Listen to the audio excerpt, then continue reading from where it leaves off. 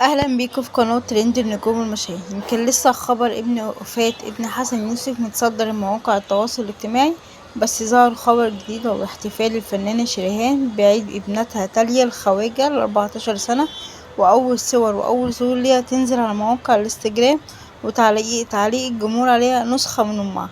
طبعا كلنا عارفين ان شريهان كانت متجوزة زوج سعاد يونس وخلفت منه بنتين اللي هي لؤلؤ وتاليا، وده أول ظهور لتاليا في احتفالها بعيد ميلادها ال14. وعلقت على صورها كل سنة وانتي طيبة يا حبيبة قلبي عقبال المليون سنة، وظهرت وهي بتحتفل معاها بعيد ميلادها. طبعا عايزة اقولكوا الصور اللي عملت تفاعل كبير جدا على مواقع التواصل الاجتماعي، غير ان شريهان قللت التواصل مع الناس على مواقع التواصل، وقليل اوي لما بتظهر صور ليها. اشوفكم في ترند جديد، مع السلامة.